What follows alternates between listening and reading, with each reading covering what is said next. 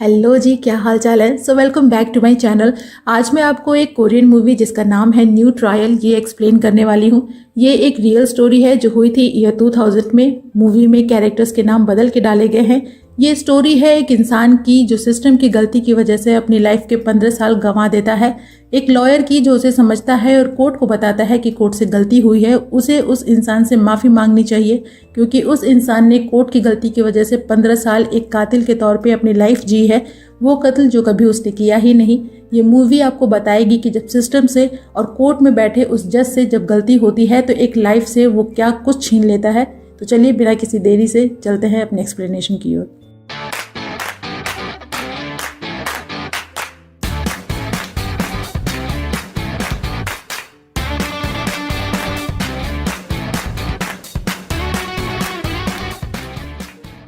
Movie की शुरुआत होती है जो हयान से, जो अपने काम से घर वापस लौट रहा था और फोन पे अपनी मॉम को बताता है कि वो जल्द ही आ रहा है। लेकिन तभी वो रोड पे सामने एक आदमी को देखता है और अपने स्कूटर के साथ वहीं गिर जाता है, जिसके बाद वो आदमी हड़बड़ाहट में वहां से चला जाता है। नेक्स्ट सीन में एक क्राइम सीन देखते हैं। एक टैक्सी ड्राइवर का किसी ने उसकी टैक्सी में मर्डर कर दिया था। वहीं चो हयान को भी देखते हैं जो ट्रैफिक पुलिस को अपने एक्सीडेंट की जानकारी दे रहा था। दरअसल जहां चो हयान का एक्सीडेंट हुआ था वो एक चौराहा था और वहीं कुछ दूर पर एक टैक्सी वाले का मर्डर भी हुआ था। पर तभी उसके पास कुछ पुलिस वाले आते हैं और उसके स्कूटर को चेक करते हैं, जिसमें उन्हें एक चाकू दिखता है। जिसके बाद बिना और कुछ जांच पड़ताल किए वो लोग चो हयान को टैक्सी ड्राइवर के मर्डर के इल्जाम में अरेस्ट कर लेते हैं। जिसके बाद कोर्ट उसे 10 सालों की सजा सुनाती है उस जुल्म के लिए जो उसने कभी किए ही नहीं थे। कहानी फिर 14 साल आगे आती है और हम मिलते हैं लॉयर ली से, जो बहुत एम्बिशियस है लेकिन अभी एक एक्शन सूट हारा है। आसान भाषा में एक बड़ा ट्रायल जो किसी कंपनी के अगेंस्ट था, जिसके जीतने पे उसे बहुत नाम और पैसा मिलना था और इसीलिए उसने उसमें अपना पैसा भी लगाया था। पर अब वो भारी कर्ज में था, उसकी फैमिली भी उसे छोड़ देती है और ली अब खुद के लिए किसी लॉ फर्म में एक जॉब ढूंढ रहा था। और इस सिलसिले में वो अपने दोस्त मो चैंग से मिलता है, जो उसे एक दिन अपने लॉ फर्म में लाता है जहाँ वो जॉब करता है। ली की हाजिर जवाबी देखकर मो चैंग के बॉस मिस्टर गू उससे इम्प्रेस होते हैं और उसे टेम्पररी अपने हाथ रख लेते हैं, पर एज अ लॉयर नहीं बल्कि कंसल्टेंट के तौर पे। और फ्री कंसल्टेंसी के लिए उसे एक गांव में भेजते हैं एक लेडी की हेल्प के लिए, जहां ली चो हयान से मिलता है। दरअसल ली चो हयान की मॉम की हेल्प करने आया था। चो हयान के जेल चले जाने के बाद से विक्टिम की फैमिली को जो फाइनेंशियल हेल्प चो हयान से मिलनी थी वो एक एनजीओ ने दे दी थी। पर अब चो हयान को वो पैसे उस एनजीओ को वापस करने थे। वो टोटल अमाउंट $40,000 का था, जो पिछले 14 सालों से इंटरेस्ट लेकर $1,70,000 का हो चुका था। लेकिन जेल से आने के बाद से कोई चो हयान को जल्दी काम पे नहीं रखता था, क्योंकि उसके साथ एक मर्डरर का टैग लगा था। चो हयान की फैमिली में बस उसकी मॉम थी, जिनकी आंखों की रोशनी डायबिटीज की वजह से जा चुकी थी। लेकिन फिर भी वो दिन रात मेहनत करती हैं उस पैसे को चुकाने के लिए। जबकि देखा जाए तो चो हयान ने कोई गुनाह किया ही नहीं था, लेकिन फिर भी वो 10 सालों की जेल भुगतता है। और फिर $40,000 का कर्ज जो अब बढ़कर $1,70,000 का हो चुका था। इन सब इनजस्टिस की वजह से चो हयान का जस्टिस के ऊपर से भरोसा ही उठ जाता है। इसलिए जब ली उसकी हेल्प के लिए आता है तो वो उसे बताता है कि उसने किसी का खून नहीं किया और एक सवाल पूछता है कि लॉ क्या है, क्या ये सच में लोगों को प्रोटेक्ट करता है या कुछ लोगों के पावर और पोजीशन को। वेल, ये सवाल तो हर सोसाइटी में ठीक ठीक ही बैठती है। पर ली, जिसे तब चो हयान और उसके इनजस्टिस से कुछ लेना देना नहीं था, तब बस उसे पैसों के पेमेंट के बारे में समझाकर वापस चला जाता है। ली का मानना था कि एक लॉयर का काम अपने क्लाइंट के एसेट्स को प्रोटेक्ट करना है, भले ही उसका क्लाइंट गिल्टी हो या ना हो, उसे बस अपने क्लाइंट को प्रोटेक्ट करना है। इन शॉर्ट कि जिस क्लाइंट के पास पैसा है वो जीतेगा, भले ही इसके लिए अपने मॉरल्स तक को क्यों ना बेचना पड़ जाए। और इसलिए वो सभी को बोलता है कि एक लॉयर को कभी भी अपने एक्शन के लिए सॉरी नहीं बोलना चाहिए। फिर चो हयान की कहानी दिखाते हैं। 14 साल पहले वो एक आम टीनेजर था, जिसे उसकी मॉम स्कूल जाने और अच्छे मार्क्स लाने के लिए डांटती थी, पर तब वो इन बातों से चिढ़ता था। चो हयान के डैड नहीं थे और इसीलिए वो एक बार में पार्ट टाइम जॉब करता था, जहां उसके साथ एक और लड़की सो जुंग भी काम करती थी। और चो हयान शायद से उसे लाइक करता था, क्योंकि वो अक्सर उसके स्केचेस बनाता था। एक दिन बार ओनर अपने साथ एक पुलिस वाले को लेकर आता है। ये वही पुलिस वाला था जिसने चो हयान को मर्डर के इल्जाम में अरेस्ट किया था, जिसका नाम बेक है, जो सो जुंग के साथ बदतमीजी करता है। दरअसल उस बार में पुलिस की जानकारी में बहुत सारे इलीगल काम होते थे और उसी शाम चो ह्यान का एक्सीडेंट होता है और बेक उसे मर्डर के इल्जाम में अरेस्ट कर लेता है और उसे एक सूने मोटेल में लेकर आता है, जहां वो अपने आदमियों के साथ चो ह्यान को बहुत टॉर्चर करता है, उसे बहुत मारता है, ह्यूमिलिएट करता है और जबरदस्ती उसे कन्फेस करवाता है कि उसकी और टैक्सी ड्राइवर की रोड पे बहस होती है और वो गुस्से में अपने स्कूटर से चाकू निकालकर उस टैक्सी ड्राइवर के कमर पे, गर्दन पे और पीठ पे मारता है, जिससे उसकी वहीं डेथ हो जाती है। यहाँ तक कि जो चाकू चो ह्यान के स्कूटर में मिली थी वो साइज में छोटी थी, जिससे किसी आदमी का खून नहीं किया जा सकता था, तो वो लोग उसे दूसरे बड़े चाकू से रिप्लेस करते हैं और नया मर्डर वेपन बनाते हैं। हालांकि चो ह्यान उनसे रिक्वेस्ट करता है कि वो उसे छोड़ दे, उसने कुछ भी नहीं किया, और अपने बॉस यानी बार ओनर से पूछने को बोलता है, क्योंकि रात उसने कॉल किया था और वो उसे मिलने गया था। पर बेक बोलता है कि बार ओनर उसे पहचानने से इनकार कर रहा है, यानी कि उसे जबरदस्ती फ्रेम करते हैं। पर दुख इस बात से होता है कि तब सभी जानते थे कि चो ह्यान को फ्रेम किया जा रहा है। मीडिया में भी ये न्यूज़ तब काफ़ी चलाई गई थी, पर एविडेंस के आधार पे उसे सज़ा होती है और धीरे धीरे लोग इस बात को भूल जाते हैं। पर खूनी होने का टैग और उसकी वजह से चो ह्यान और उसकी मॉम को जो कुछ झेलना पड़ा, जो वो आज भी झेल रहे हैं, वो वैसे ही रहती है। वहीं ली वापस से चो ह्यान के केस पे न्यू ट्रायल की बात करता है, पर इसके पीछे उसका मकसद चो ह्यान को जस्टिस दिलाना नहीं था। वो बस इस केस के जरिए लाइमलाइट में आना चाहता था, क्योंकि इस केस से उसे फेम मिलेगा, उस लॉ फर्म का नाम होगा कि वो ऐसे लोगों की हेल्प करते हैं जिन्हें झूठे केसेस में फंसाया गया है। इससे उनके क्लाइंट्स बढ़ेंगे। इन सब में उसे कोई मतलब नहीं था कि चो ह्यान कातिल है या नहीं, उसे साथ जस्टिस हुआ या नहीं। वो केस बस उसके लिए नाम और परमानेंट जॉब लाने वाला था, और मिस्टर गो भी इस केस के ट्रायल के लिए मान जाते हैं, क्योंकि इससे उनके लॉ फर्म की ब्रांडिंग होगी। ओवरऑल सभी बस अपनी रोटियां सेकने में लगे थे।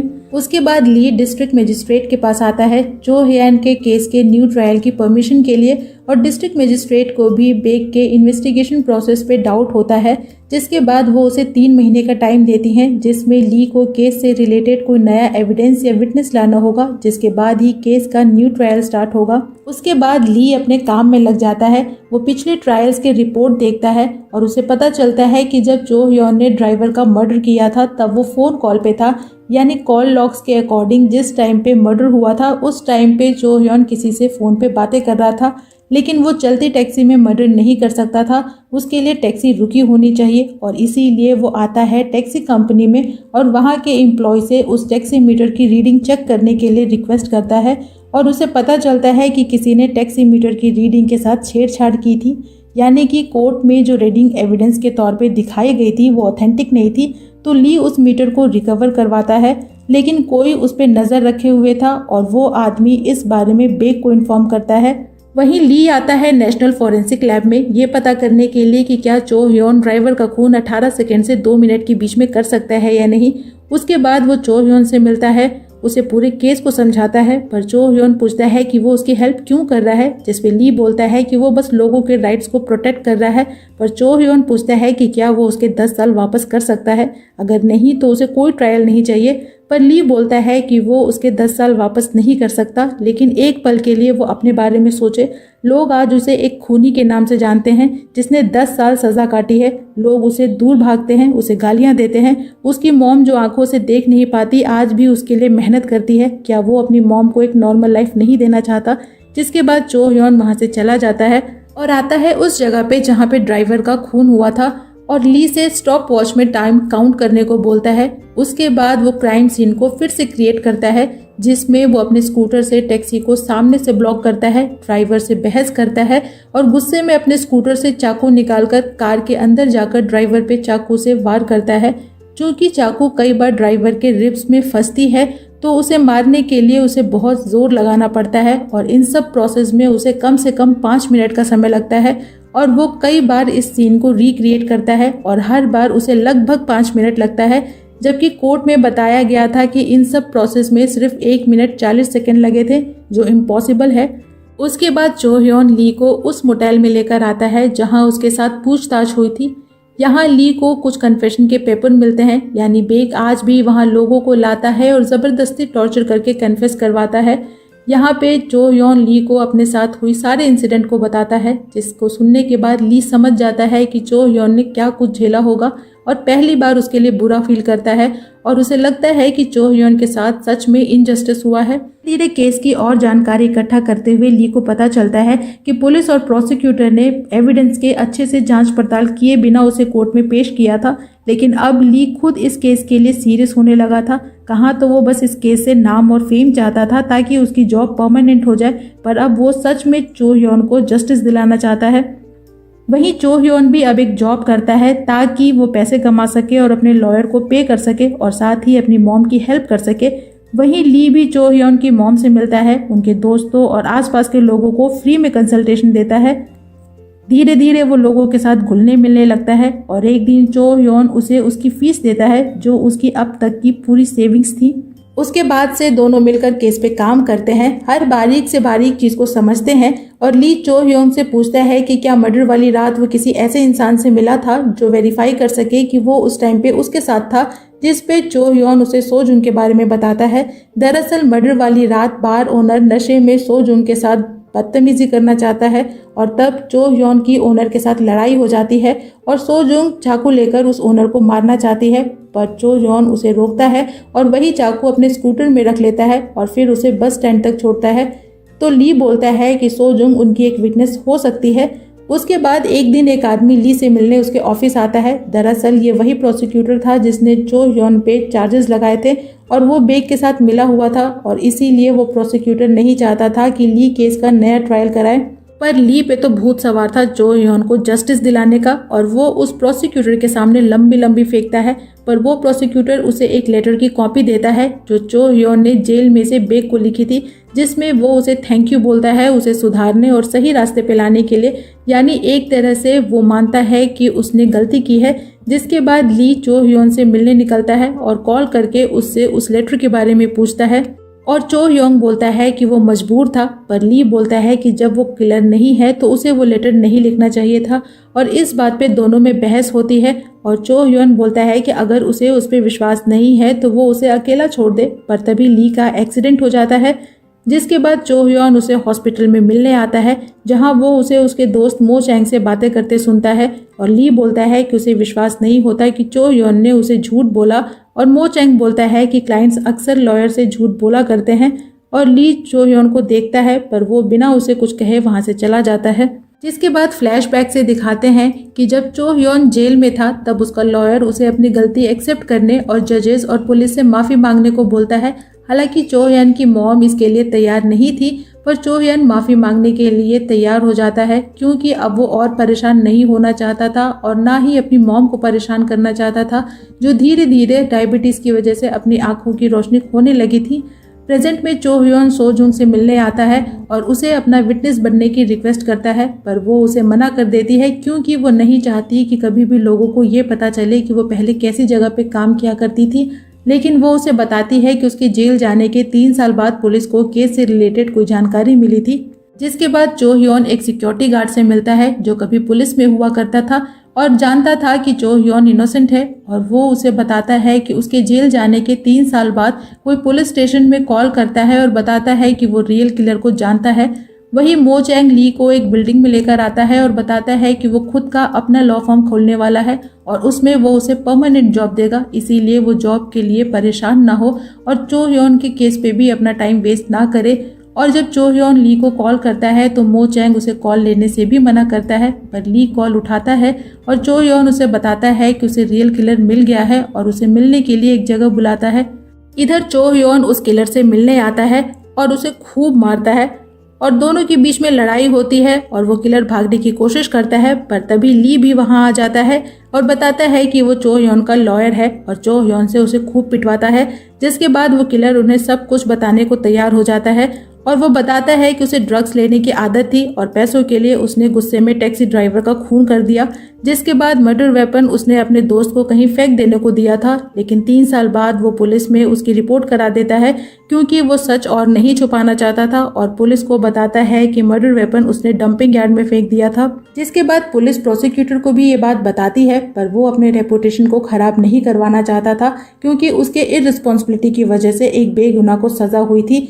तो इसीलिए वो बेक को सिचुएशन संभालने को बोलता है, जिसके बाद बेक उसे और उसके दोस्त को मोटेल में लेकर आता है और दोनों को टॉर्चर करता है और ज़बरदस्ती कन्फेस करवाता है कि दोनों को नशे की आदत थी और नशे की हालत में उन लोगों ने पुलिस को झूठा बयान दिया। जिसके बाद वो पुलिस टीम जो मर्डर वेपन को डंपिंग यार्ड में ढूंढ रही थी उन्हें भी रोक दिया जाता है और उस सर्च टीम को वही सिक्योरिटी गार्ड लीड कर रहा था और इसीलिए वो जानता था कि चो ह्योन इनोसेंट है। हालांकि किलर बताता है कि मर्डर वाली बात उसने एक्सेप्ट कर ली थी, पर पुलिस ने उसकी बात नहीं सुनी और उसे और उसके दोस्त को कुछ महीने मेंटल हॉस्पिटल में रखा जाता है, जहां उसका दोस्त डिप्रेशन में आकर सुसाइड कर लेता है। ये सब कुछ सुनकर ली शॉक होता है, क्योंकि ये इनजस्टिस नहीं बल्कि जस्टिस का मिसकैरेज था और किलर से बोलता है कि वो उसे आसानी से छोड़ेगा नहीं, बल्कि कोर्ट से उसके गुनाहों की सजा दिलवाएगा। जिसके बाद ली टीवी चैनल को इंटरव्यू देता है और चो ह्योन के केस के बारे में बताता है और उनसे अपील करता है कि अगर कोई भी उस केस का विटनेस हो तो वो सामने आए और उनकी हेल्प करे। वो जगह जगह जाता है, लोगों में पैम्पलेट्स बांटता है और हेल्प के लिए रिक्वेस्ट करता है कि अगर किसी को केस से रिलेटेड कोई भी जानकारी हो तो आकर उन्हें बताए। और एक दिन उसे एक आदमी अपना नंबर सेंड करता है जो उसे केस से रिलेटेड कुछ बताना चाहता था और ली ये बात अपने दोस्त मो चैंग को भी बताता है। और नेक्स्ट सीन में ली उस आदमी से मिलने आता है जो उसे बताता है कि मर्डर वाली रात वो किसी काम से वहां गया था और तब वो अपने पिकअप वैन में ही बैठा था और उसने उस टैक्सी में से एक लड़के को बाहर निकलते देखा था जो कुछ नशे में था। जिसके बाद उसने उस पर ज्यादा ध्यान नहीं दिया और अपने काम में लग गया। ली उसकी सारी बात को रिकॉर्ड करता है और पूछता है कि क्या उसने टैक्सी के आसपास किसी बाइक या स्कूटर को भी देखा था, जिस पे वो आदमी मना करता है। और ली उससे पूछता है कि ट्रायल के दौरान उसने पुलिस को ये बात क्यों नहीं बताई, जिस पे वो आदमी बताता है कि उसने पुलिस को ये बात बताई थी पर पुलिस ने उसकी बात नहीं सुनी। जिसके बाद ली, चो ह्योन और उसकी मॉम खुश होते हैं कि उन्हें उनका विटनेस मिल गया और अब चो ह्योन झूठे इल्जाम से आज़ाद हो जाएगा। लेकिन तभी बेक वहां आता है और उस आदमी को कुछ केसेस में अरेस्ट कर लेता है और जब ली उन्हें रोकने की कोशिश करता है तो बेक उसे भी लॉ एंड ऑर्डर इग्नोर करने के इल्जाम में अरेस्ट कर लेता है और चो ह्योन चाह कर भी कुछ नहीं बोल पाता। वो बेक को देखकर बिल्कुल ब्लैंक हो जाता है और चुपचाप वहीं खड़ा रहता है। और इन सब के पीछे उस प्रोसिक्यूटर का हाथ था जिसकी हेल्प मो चैंग करता है अपने दोस्त को धोखा देकर और इसके बदले उसे एक बहुत बड़ी रियल स्टेट की डील मिलती है जिसकी कमीशन इतनी थी कि उससे वो अपना खुद का लॉ फर्म खोल सकता था। और ये बात ली को भी पता चलती है और वो मो चैंग पे गुस्सा होता है और पूछता है कि उसने ऐसा क्यों किया, जिसपे मो चैंग बोलता है कि उसे यानी ली को चो ह्योन किलर है या नहीं इससे कोई मतलब नहीं था। वो खुद कहता था कि क्लाइंट के एसेट्स को बचाना लॉयर का काम है और मनी उनकी प्रायोरिटी, तो वो उसे अच्छे खासे पैसे देगा, एक परमानेंट जॉब भी देगा, बस इसके बदले वो न्यू ट्रायल की बात भूल जाए। ये बात तो सच थी कि ली पहले ऐसा ही सोचता था पर अब वो बदल चुका था और सच में चो ह्योन की हेल्प करना चाहता था। पर मो चैंग बोलता है कि कभी ली ने ही कहा था कि एक लॉयर को कभी उसके एक्शन के लिए सॉरी नहीं बोलना चाहिए, तो इसलिए वो भी उसे सॉरी नहीं बोलेगा। शायद इसे ही कहते हैं test of your own medicine. इधर चो ह्योन की मॉम उसे घर से निकाल देती हैं और बोलती हैं कि अब वो उसके साथ नहीं रह सकती, तो इसलिए वो कहीं भी चला जाए। वो ऐसा इसलिए करती हैं ताकि चो ह्योन अपनी लाइफ कहीं भी शांति से जी सके, क्योंकि यहाँ उसे एक किलर के टैग के साथ अपना जीवन जीना होगा। वहीं ली हिम्मत नहीं हारता, वो अभी भी चो ह्योन को जस्टिस दिलाना चाहता है, लेकिन उससे पहले वो अपने दोस्त मो चैंग की क्लास लगाता है और ऑफिस मीटिंग में उस पर ट्रायल चलाने की धमकी देता है और बोलता है कि उसने लॉ तोड़ा है अपने क्लाइंट की इन्फॉर्मेशन थर्ड पार्टी को देकर। वो बताता है कि उस आदमी के बारे में जिसने उसे अपना नंबर भिजवाया था वो सिर्फ उसे और मो चैंग को ही पता थी, पर मो चैंग बोलता है कि वो पहले जाए और प्रूफ लेकर आए कि इन्फॉर्मेशन उसी ने लीक की है। पर ली बोलता है कि उसने एक और लॉ तोड़ा है। एज अ लॉयर उसका काम लोगों के फंडामेंटल ह्यूमन राइट्स को प्रोटेक्ट करना है और उन्हें जस्टिस दिलाना है, पर उसने ये लॉ तोड़ा है और इसीलिए वो क्रिमिनल है और वो उस पर ट्रायल जरूर चलवाएगा। और जाते जाते बाबा ली सभी को एक और ज्ञान दे जाते हैं कि एक लॉयर के पास दोस्त कम और धोखेबाज ज्यादा होते हैं, तो इसीलिए अगर उन्हें दोस्त बनाने का शौक है तो वो कुत्ता पाल लें। आउच। जिसके बाद ली ऑफिस से अपना सामान समेटता है और जाने लगता है और मिस्टर गो उसे रोकते हैं और एक जॉब ऑफर करते हैं जिसके बदले उसे अच्छे पैसे मिलेंगे। पर ली उन्हें वो पैसे दिखाता है जो चो ह्योन ने उसे दिए थे और पूछता है कि क्या कभी उन्हें किसी की लाइफ की पूरी सेविंग फीस में मिली है, जिस पे मिस्टर गो उसे मना करते हैं। पर ली बोलता है कि उसे मिली है और ये उसकी सबसे बड़ी जीत है और वहां से चला जाता है। नेक्स्ट डे वो चो ह्योन की मॉम से मिलता है, उन्हें सॉरी बोलता है उनकी कोई हेल्प ना कर पाने के लिए, पर वो बोलती हैं कि गलती उनकी थी, उन्हें कोई उम्मीद नहीं रखनी चाहिए थी और बताती हैं कि चो ह्योन को उन्होंने घर से निकाल दिया है, अब वो कभी वापस नहीं आएगा। जिसके बाद ली को चो ह्योन की डायरी मिलती है जिसमें उसे सो जुंग का एड्रेस भी मिलता है और वो सीधा आता है सो जुंग से मिलने के लिए और वो बताती है कि कुछ दिनों पहले चो ह्योन उससे मिलने आया था पर वो उसकी विटनेस नहीं बन सकती। पर ली उसे चो ह्योन की डायरी दिखाता है जिसमें उसने उसकी बहुत सारी स्केचेस बनाई थी जिससे वो समझ जाती है कि चो ह्योन उसे लाइक करता था। और ली बोलता है कि एक बार चो ह्योन ने उसकी हेल्प की थी जिसके बाद उसे एक किलर बना दिया गया, लेकिन आज वो सच का किलर बनने जा रहा है। वहीं चो ह्योन को देखते हैं जो बेग का पीछा करते हुए उसी मोटेल में आता है जहां वो फिर से एक लड़के को इन्वेस्टिगेशन के नाम पे टॉर्चर करने लाया था और वो उन पे अटैक करता है, उनसे लड़ाई करता है और उस लड़के की हेल्प करता है वहां से भागने में। जिसके बाद वो एक एक करके बेग के सभी आदमियों को मारता है और फिर बेग से लड़ता है, उसे जान से मार देना चाहता है। दोनों के बीच में लड़ाई होती है और बेग उसे बार बार सॉरी बोलता है पर चो ह्योन उसकी बात नहीं सुनता और उसे मारना चाहता है। पर तभी ली वहां आ जाता है और उसे रोकता है और उसे लॉ पर भरोसा रखने को बोलता है, जिस पे चो ह्योन बोलता है कि उसका लॉ बेग जैसे इंसान को जेल में नहीं डाल सकता। पर ली फिर भी उसे रोकता है और बोलता है कि अगर खून करने से उसका गुस्सा शांत होता है तो वो जरूर करे, पर उससे पहले वो उसका खून करे क्योंकि उसने उसे धोखा दिया है। वो लॉयर नहीं है, वो बस एक कंसल्टेंट है जिसने उसका केस बस इसलिए लिया ताकि उसे उससे नाम और फेम मिले जिससे उसकी जॉब परमानेंट हो जाए, इसीलिए वो उसे मार डाले। लेकिन उसे पता है कि वो ऐसा नहीं कर सकता क्योंकि वो एक कातिल नहीं है और इस बात पे वो विश्वास करता है और उसे सॉरी बोलता है और एक चांस मांगता है लॉ को और दुनिया के सामने ये बताने के लिए कि वो कातिल नहीं है। चांस मांगता है ताकि लॉ उससे माफी मांग सके उस इनजस्टिस के लिए जो 15 सालों से वो झेल रहा है। चांस मांगता है लॉ को अपनी गलती सुधारने के लिए। उसके बाद उन्हें न्यू ट्रायल की परमिशन मिल जाती है और उनकी हेल्प के लिए आगे आती है सो जुंग जो खुद से उसकी विटनेस बनने को तैयार होती है। फिर आता है ट्रायल वाला दिन और उस दिन ली की फैमिली भी कोर्ट में आती है उसे सपोर्ट करने के लिए। फिर ट्रायल शुरू होता है और ली कोर्ट को बताता है कि वो यहाँ चो ह्योन को डिफेंड करने नहीं आया है बल्कि कोर्ट से उस गलती की माफी मंगवाने आया है जो 15 साल पहले हुई थी ताकि उसके बाद ली और उसकी फैमिली एक नई और नॉर्मल लाइफ जी सके। जिसके बाद बताते हैं कि रियल चो ह्योन 17 नवंबर 2016 को सारे चार्जेस से क्लियर कर दिया जाता है। 16 साल बाद फाइनली वो नॉट गिल्टी था। जिस प्रोसिक्यूटर और पुलिस वाले ने उसे फंसाया था उन पे चार्जेस लगाए जाते हैं और अब रियल चो ह्योन की फैमिली में उसकी वाइफ और 2 बच्चे भी हैं। उसके बाद रियल लॉयर ली को दिखाते हैं जिनका नाम पार्क जुन योंग है, जिन्हें अब न्यू ट्रायल स्पेशलिस्ट के नाम से भी जाना जाता है। और इसी के साथ ये मूवी यहीं पे खत्म हो जाती है।